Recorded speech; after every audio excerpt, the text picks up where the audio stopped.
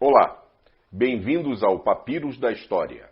Hoje falaremos sobre a Baixa Idade Média. Neste período da história, destacam-se como principais processos primeiro, o renascimento comercial urbano, o surgimento das primeiras universidades, as cruzadas, o começo da Inquisição, a Guerra dos 100 Anos, a crise do sistema feudal e a peste negra.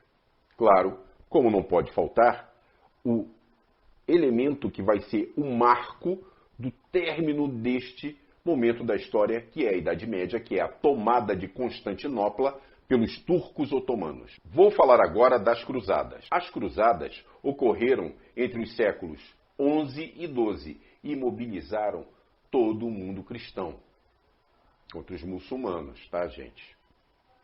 E os muçulmanos haviam dominado todo o Oriente Médio, norte da África, chegando até a Península Ibérica, onde hoje você tem Portugal e Espanha, e, evidente, dominando parte do Mediterrâneo. A primeira cruzada foi proclamada, foi convocada pelo Papa Urbano II em 1095. A nona e última cruzada ocorreu no ano de 1272. E o objetivo primário dos cristãos, que era libertar Jerusalém do jugo muçulmano, deu por água abaixo. Não conseguiram. No final, os muçulmanos seguraram aquilo tudo e ainda fecharam parte do Mediterrâneo. Interessante que entre essas cruzadas militares, teve uma, digamos, a cruzada número 0, a de Pedro o Eremita.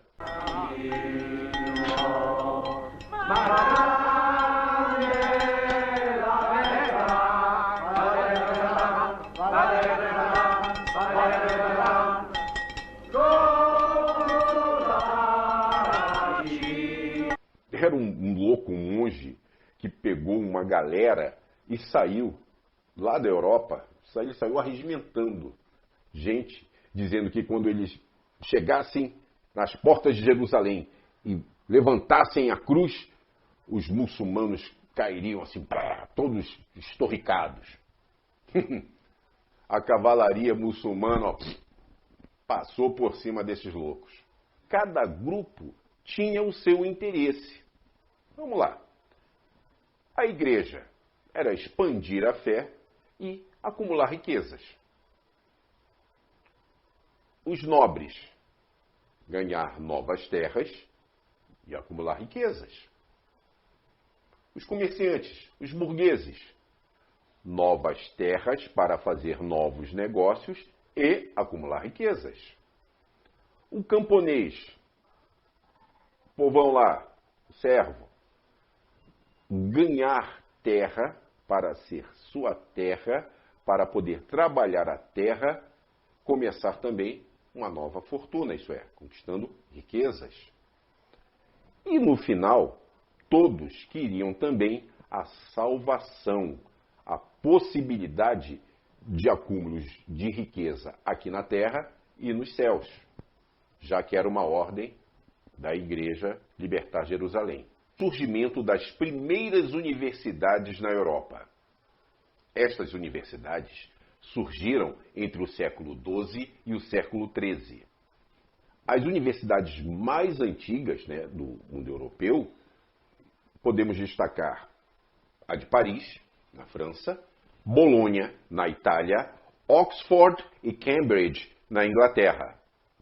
A Universidade de Paris destacou-se no século XIII pelos estudos avançados na teologia e nas artes, enquanto a de Bolonha, na Itália, neste mesmo período, desenvolveu altos estudos no direito.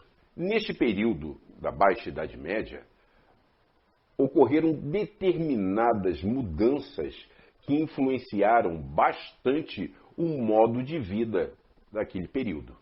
Por exemplo, primeiro, houve um aquecimento global. Este aquecimento resultou numa melhoria, mais plantações, mais verduras, mais legumes, isto é, teve um excedente da parte do plantio e, com isso, um crescimento populacional. As cidades nunca deixaram de existir durante todo o período do medievo. Simplesmente, elas baixaram de importância. Neste período, a Europa era rural e dependia da agricultura. A agricultura, passou por muitas melhorias a partir do século XI, quando começaram a utilizar animais de tração e a charrua para o arado do solo. Além disso, eles iniciaram um sistema de rotatividade trienal do campo. Então, cada ano, uma faixa de terra descansava, para o solo não se exaurir, ele não acabar. O aumento da produtividade permitiu aos feudos terem um pequeno excedente agrícola que passou a ser comercializado. Lembra, a economia do período feudal, da Alta Idade Média, não tinha moeda, era troca. As moedas estavam lá, mas estavam guardadas, retidas, não tinha por que ter valor. A partir da Baixa Idade Média, com o surgimento das feiras e do surgimento de uma figura chamada banqueiro, aí sim a moeda entra mais uma vez na jogada. O renascimento comercial, que se deu primeiramente a partir deste excedente, expandiu o leque de mercadorias disponíveis, obtendo-se assim mercadorias de luxo que vinham lá do Oriente. Isso reforçou o crescimento das cidades. Foi um processo que já estava em curso. A economia agora se diversificava e os trabalhadores poderiam sobreviver do comércio e do artesanato. Da parte política, a Europa sofreu grandes mudanças.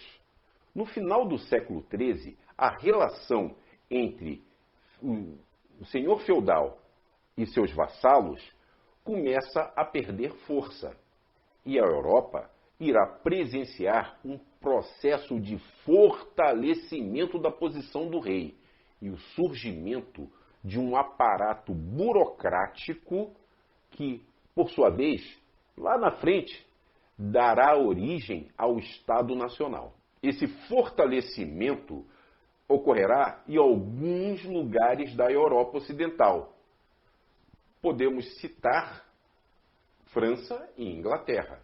Na França, o rei vai afirmar o seu poder a partir do século X. Vai combater os privilégios da nobreza pouco a pouco.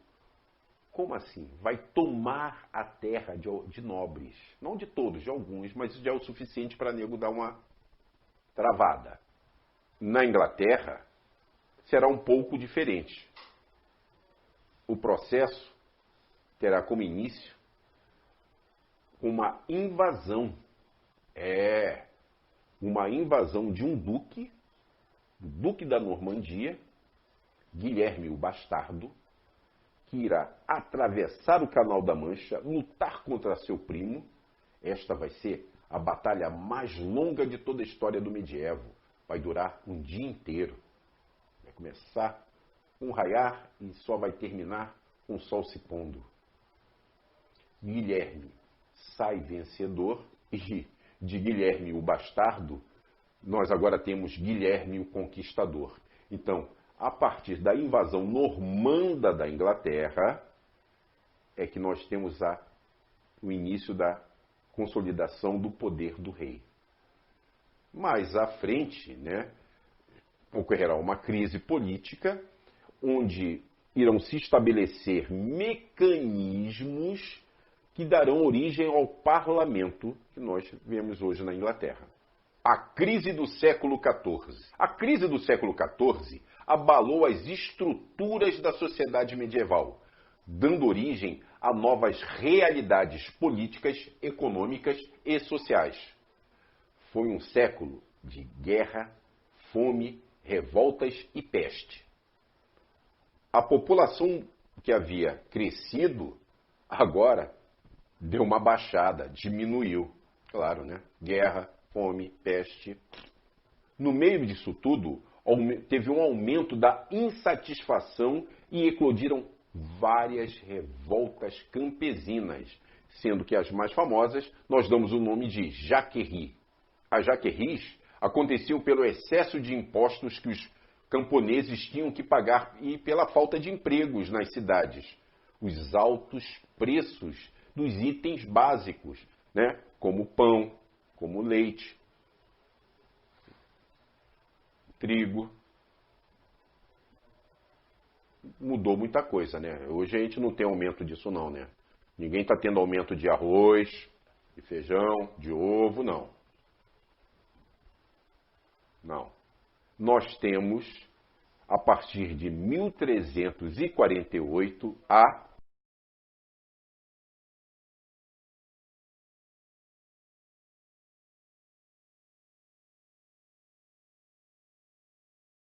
isso mesmo, a peste negra.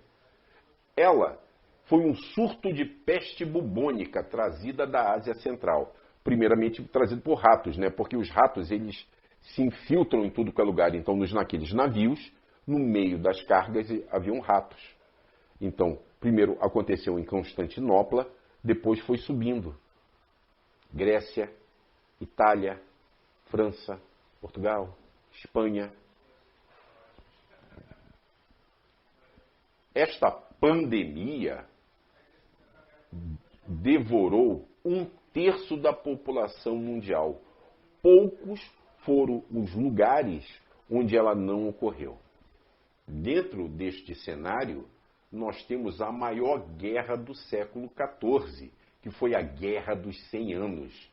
Ela ocorreu entre os anos de 1337 e 1453. Foi entre a França e a Inglaterra.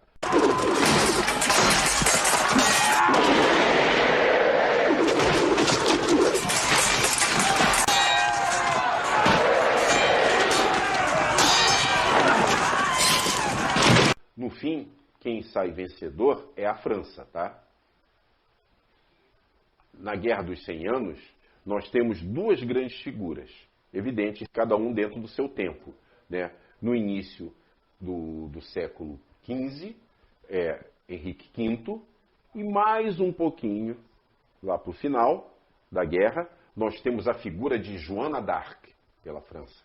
Esta guerra durou tanto tempo que, imagina só, colheitas destruídas, empobrecimento geral, mortandade, doenças e, com esse cenário evidente, vai contribuir para o enfraquecimento da nobreza. Neste período, vai ocorrer o quê? O fortalecimento do poder do rei.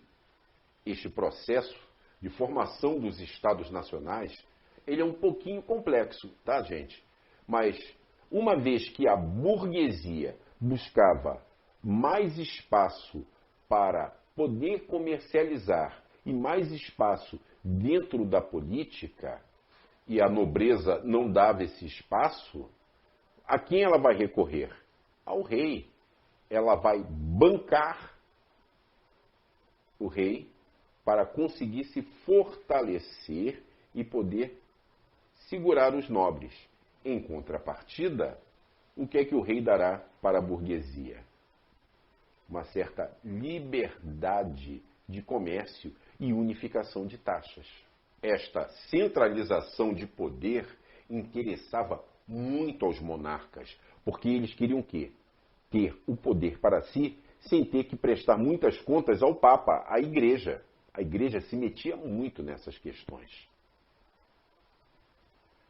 Então, logo, esta aliança entre monarquia e burguesia vai dar muito certo. Mas isso é um outro papo. Melhor, uma outra aula. Bom, espero que tenham gostado. Se gostaram, dá um like. Se não gostou, dá um dislike.